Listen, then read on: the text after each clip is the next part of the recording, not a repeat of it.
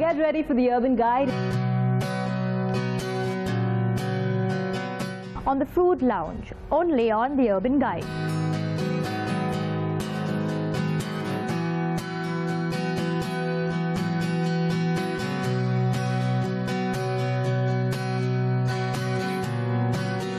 Come on, let's check it out. Tete-a-tete with Saffron.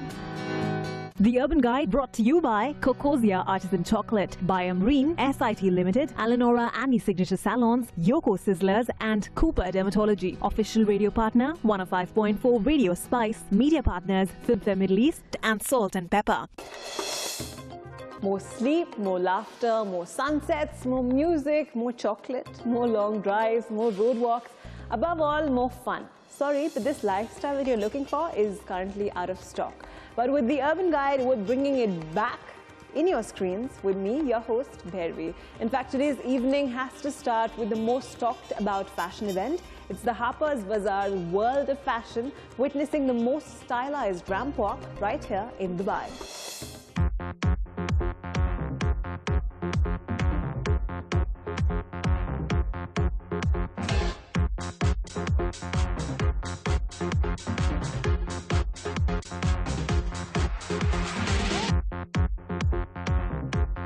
Harper's Bazaar World of Fashion returns for the third time at Mall of the Emirates, bringing with it the latest autumn and winter trends and fashion statements. World of Fashion hosted a week-long fashion show with over 20 catwalks, with works from the likes of makeup artist Bassam Fatou and designer Gianvito Rossi up on display along the artists themselves.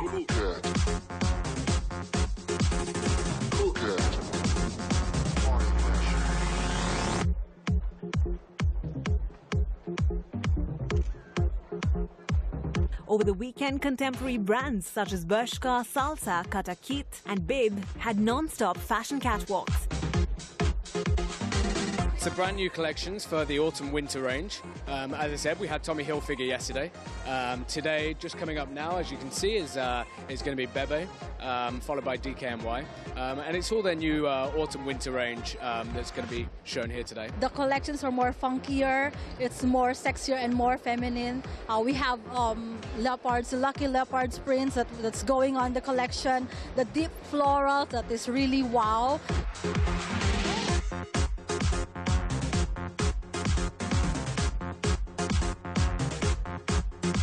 This was the event for the fashion queens of Dubai and anyone looking to discover a new and distinguished sense of style.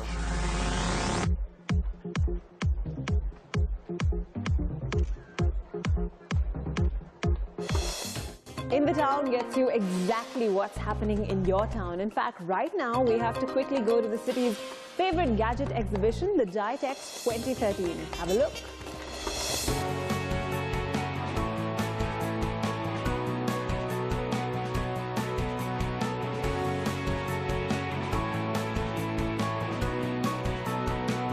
Gitex Shopper is the biggest and the best consumer electronics retail platform in the Middle Eastern region, with power retailers and world-class brands.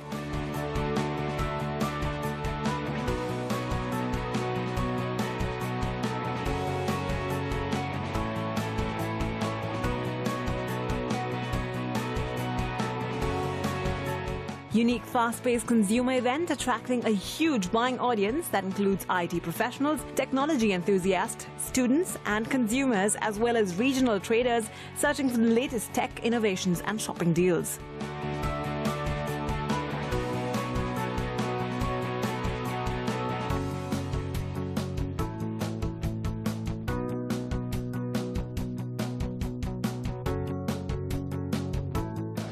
It's actually very helpful, you know. Once a year we get a big, huge exhibition of all the electronics where you can come, you can know about the electronics more, you can purchase if you would like to. It's really good and helpful. It's actually fantastic because you bring everything to the customers, exactly as you said, under one roof. So you have a concentration of all the gadgets and all the new inventions, and people can come and really choose what fits them, what they like, what they would like to use.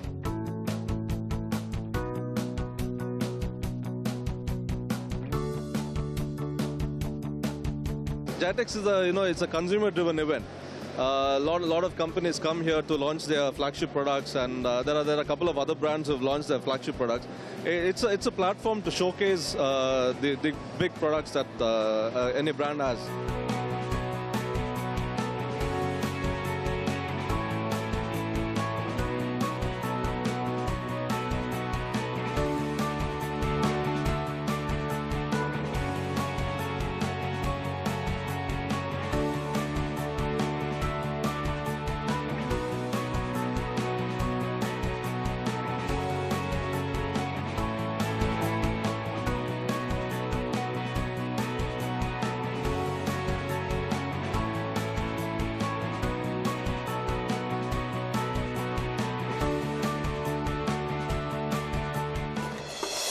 A long drive through your town deserves for a little break, because if we don't take a break, how will we be back on the Urban Guide?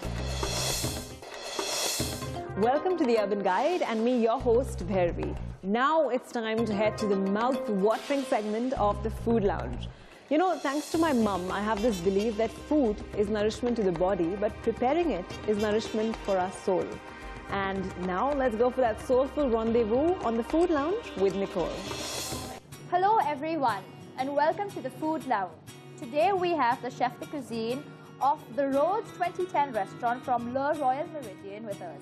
And he is the very handsome Chef Lee Adams. So Chef, how are you today? Very good, Nicole, thank you very much. So Chef, what are you going to cook for us today? I'm going to cook you some Wagyu fillet steak for you today. All right. And is it just the Wagyu fillet steak? No, there's a lot more that goes with it. The ingredients for Wagyu fillet steak with mixed grilled vegetables and a béarnaise sauce. Wagyu fillet steaks, new potatoes, clarified butter, egg yolks, white vinegar, yellow capsicum, red capsicum, green capsicum, mushroom, courgette, tarragon leaves, asparagus, salt, and flour. Okay, so first of all, we're going to take the fillet steak and we're going to almost give it a kind of a marination. All right. Okay, so you have the fillet steak, we'll just give it some olive oil. Is it sea salt as well? Sea salt, yeah, and some cracked black peppercorns. Okay, all right. Okay, then just in the olive oil. Then on here, I've just have a griddle pan, okay? Okay. The griddle pan is very, very hot. Okay. So what else can we do while Whilst that's searing, what we can do, we'll just prepare our vegetables. Zucchini? Yeah, just one green zucchini or courgette. Okay, we'll take some green capsicum. So we have a different array of vegetables, different colours, different flavours. So not only does it taste great, but it looks very appealing as well to the eye. Same for tomato. And the mushroom? So you need a fairly big open cup mushroom for yes, this. Yes, exactly. You want a meaty mushroom, essentially. Okay, so. Okay, so that's one side done. Yeah, we'll just keep turning it as it goes. Then just one white onion. White onion is a little bit sweeter than yellow onion. So what it does, it gives us that kind of caramelized flavour on the onion as it's cooking. Okay, very simple. Then what this is just going to go into a mixing bowl. All right. What I'm going to do, I'm going to actually into the mixing bowl add some olive oil, some salt and pepper. Then that's going to go onto our grill. That's it. That's all that you really need is. Going to put some olive oil. All right. Again, some salt and some cracked black pepper. Just mix it all around, just making sure that the vegetables are getting covered with the olive oil. All right, so it's all coated evenly. Exactly. Then we can put that onto our... So you're going to grill this now, Chef, exactly, right? yeah. We're just going to... And I'm going to keep an eye on the beef while you do that. If you don't mind, please. I do not mind at all. So we'll just let that there now, just to grill, get some nice grill marks on it. Right. So next is the buttered sea salt new potatoes. All right. Okay. I have some pre-boiled new potatoes. Not till they're too soft. You still want them with a little bit of a bite. So now you're going to cut them lengthwise? Yeah, just going to cut them lengthwise, just to try and keep them nice and whole. All right. Okay, then just one final last turn of the beef. So you want every side to be perfectly seared. Exactly. And then we'll just go back to the vegetables. All right. What I'll just turn them over. Just for them to get the grill marks, right? Exactly, yeah. And the beef is actually ready to go into the oven. So, Chef, it's a preheated oven as well? Yeah, preheated oven. Always a preheated oven. Okay. Now we're going to start the new potatoes. The new potatoes, all right. Just a normal pan. Yeah. And some olive oil. In the pan, just some olive oil. Making sure that the oil is nice and hot before you put the potatoes in. Okay, now just for the vegetables. So we're going to bring the vegetables off. They're almost done. Grill, yes. And then you put them, you leave them to rest? They're actually going to go in the oven. They'll go in the oven with the beef. You want to put it in the We same can oven just put it in the same oven as the beef. Okay, same temperature. Okay. So we're going to forget about that for now, We can forget about it completely. Okay, so now when your pan is a little bit hot, you can see the olive oil starts to become very liquidy. Then you know it's ready for your potato. Okay, so when you see that on the base of the potato starting to get a nice golden brown, okay, we just turn them over. This is where we're going to start crisping up the skin. All right. We can just put it back on the stove and we can forget about them again. Yes, but it's cooking on the skinny side now. Exactly. Okay, so now we're going to make the béarnaise sauce. All right. Okay, we're going to make it over something called a bain-marie, which is basically a pan with some boiling water. All right. And with the bowl sitting on the top. If you please hand me the reduction. Yes. And what is the reduction? A reduction is it's basically just some white vinegar, some tarragon, some shallots, some cracked black peppercorns, and it's just been reduced down by about a tenth. Okay, so it's very strong kind of flavour in there. Do you use fresh tarragon for it as well? Fresh tarragon, of course. You need the egg yolks. Egg yolks. You have to whisk it continuously? Exactly. We're going to whisk it, and what this is that we just want to cook the eggs. So, Chef, what do we need to add next to the... Okay, well, when you see it start to thicken up, okay, that is when we're going to add the clarified butter. All right, I shall get that to you. Okay, so we actually remove it off the heat. Then if you wouldn't mind slowly pouring in the clarified butter for me. Why is this my responsibility? Okay, so we just add a little bit of hot water. That's about halfway through? Yeah, that is fine.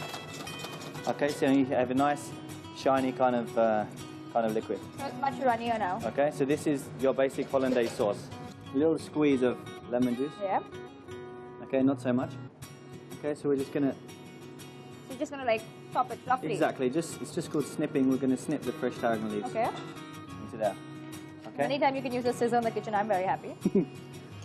Okay, then just twist the pepper. Okay, so that is the finished béarnaise sauce. All right.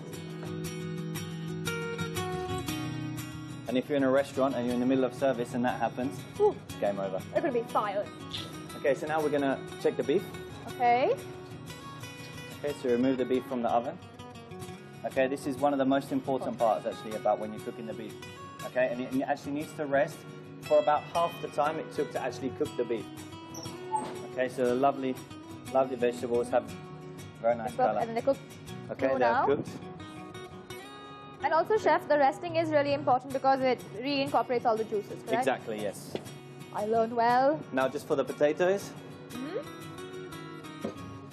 For the finishing of the potatoes, we're going to take some rosemary. Some fresh rosemary. Fresh rosemary. And you're just going to use the leaves? Exactly, just the leaves. Just a sprinkling there. A pinch of the sea salt. Okay. It's really rustic and very pretty. And then just some butter. Okay? We'll just mix them around just till it gets all the rosemary flavour on it. Okay, so now we're ready for the plating. Yeah. Okay, so we just finish it with some salt, some cracked black pepper. Okay. Okay. New potato. Nice couple of new potatoes. Not too many, just maybe 2 or 3 pieces of the rosemary. A couple of bits of rosemary. We have our lovely grilled vegetables. So the very last thing, we'll just put the béarnaise sauce. Which smells fabulous. Just put it on top of the steak, just rolling off the steak. Ooh. So viewers, I hope you enjoyed this day with our wonderful Chef Lee, and I hope you try and replicate this wonderful recipe at home.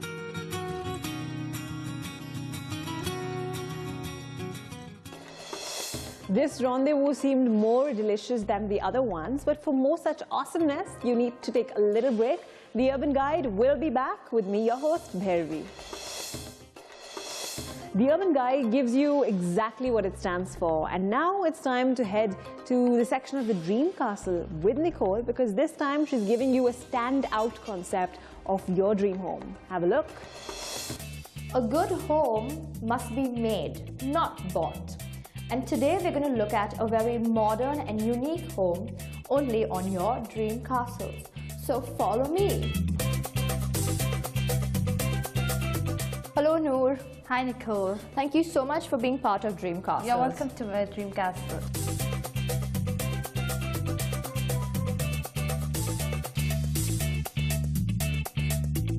So, Noor, tell me what inspired you to design your house like this?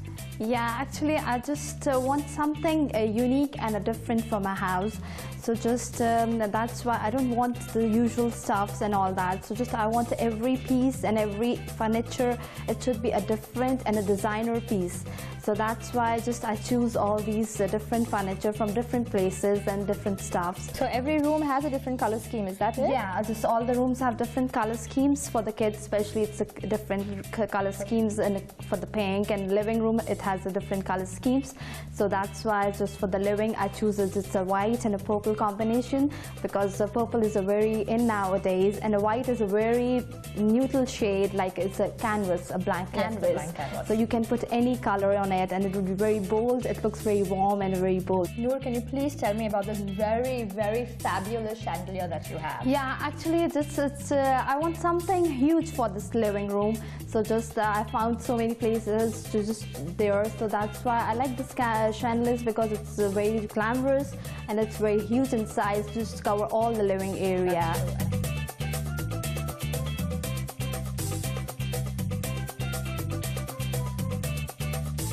So viewers, you can see that even though you have a big family and you have little tiny children running around, you can design a house like this with very minimalist design and a lot of space, so your children can run everywhere and play, and then all your valuables are safe as well. So it's a very clear, spaced out, ergonomic design.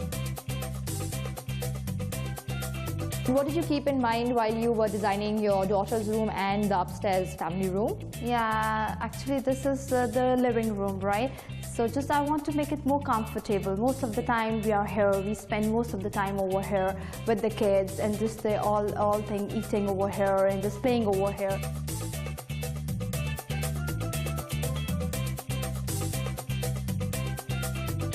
Thank you, Noor, for sharing your beautiful house today.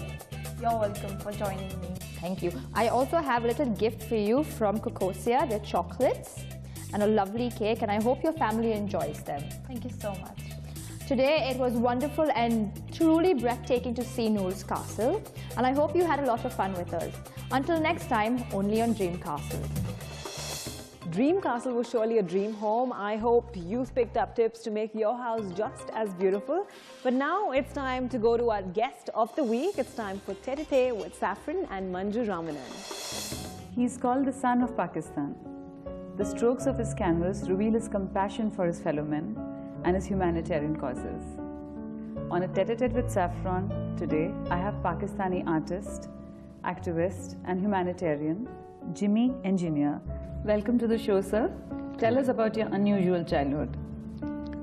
Actually, when I was 6 years old, I had to be taken away from school, and all the doctors that my parents took me to said that your son will not live more than 3 months. And they said that both his kidneys don't function. So they wanted to know what actually happened. So they took me to the doctors and they saw whether I had an operation or anything like that. But they didn't see any cut or anything like that. So then they x-rayed my body and then saw, and they said to my parents that a miracle has happened. So our parents said, what? They said that 2 brand new kidneys have been given to him by nature. Now, medical science will never believe this, but it actually happened. So that is why whatever I do for the last 40 years or more in my professional life, I do it for him. Your muse is the common man. Do you get moved by social injustice? I care for the people who suffer and who are ordinary people. They inspire me because I have made hundreds of works on poverty series also. And even my partition painting reflected those people who were half clad or who had torn clothes and they had nothing in their hands. Please tell us about the walk that you did, which took you about some few thousand kilometers. See, I've done hundreds of walks, and in our country, Pakistan, I created the walk culture. One walk I did from Karachi to the end of Pakistan, Peshawar. And the other walk I dreamt in March in 2001 that India and Pakistan will have some kind of problem. So I woke up from my sleep and I told a friend of mine that I must do a peace walk between India and Pakistan from Islamabad to New Delhi.